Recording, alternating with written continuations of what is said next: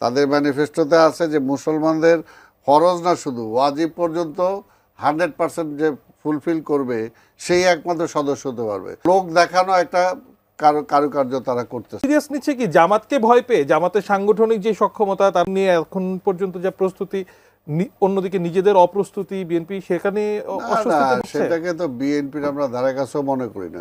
সারা বাংলাদেশে আমাদের সাংগঠনিক যে অবস্থা, না বিএনপি ভয় পাচ্ছে। শুনেন, এই যে জামাত যখন হিন্দু সমাবেশ করছে এবং বলছে যে আগে হিন্দুরা নৌকায় ভোট দিত, এখন তারা দাঁড়িপাল্লায় ভোট দিবে, তো বিএনপি ভয় পাবে না? না সেটাই, মানে ইনক্লুসিভ সোসাইটি জামাতের হাত দিয়ে হচ্ছে, বিএনপি কিছু করতে পারছে না। না এটা রাজনীতিটা কোথায় নিয়ে গেছে জামাত, সেটা মানে তার কথার মধ্যে দিয়ে কিন্তু আজকে প্রমাণ হলো। অর্থাৎ আজকে হিন্দুদেরকে নিয়ে তারা করতে, আমি এই জন্য প্রশ্ন করতে চাই যে কোনো হিন্দু ধর্মাবলম্বী কি মানে জামাতের সেক্রেটারি জেনারেল বা ওই শুরার সদস্য হতে পারবে?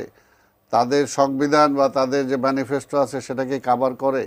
তাদের ম্যানিফেস্টোতে আছে যে মুসলমানদের ফরজ না শুধু ওয়াজিব পর্যন্ত 100% যে ফুলফিল করবে সেই একমাত্র সদস্য হতে পারবে। তাহলে একটা হিন্দু কীভাবে সেখানে, তার মানে এটা একটা ভুয়া, এটা একটা সম্পূর্ণ একটা মানে লোক দেখানো একটা কারুকার্য তারা করতেছে। তবে আমি যেটা বলবো দেখেন, এখানে যে বিষয়টা সব বলতে চাই যে বিএনপির ভয় পায় না। বিএনপির বিষয়টা হলো যে বিএনপি তো একটা রেসপন্সিবল দল, কারণ আমরা মনে করি যে আজকে আমাকে রাষ্ট্র ক্ষমতায় যাওয়ার জন্য আমরা প্রস্তুত। রাষ্ট্র ক্ষমতায় গেলে আমি এমন কোনো কমিটমেন্ট করতে পারি না, এমন কোনো ভুয়া আমি কথা দিতে পারি না জাতির সামনে যে আমি ক্ষমতায় যাওয়ার পরে সেটা পালন করতে পারবো, তাই না?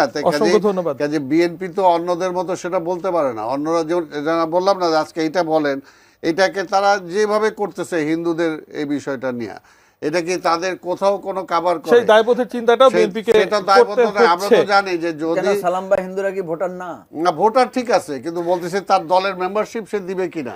আমরা বলতেছে যে এই আলোচনা, আমার মনে হয় আলোচনা নতুন একটা খোরাক আমরা পেলাম। পরবর্তী আরো একদিন আমি আপনাকে বলি,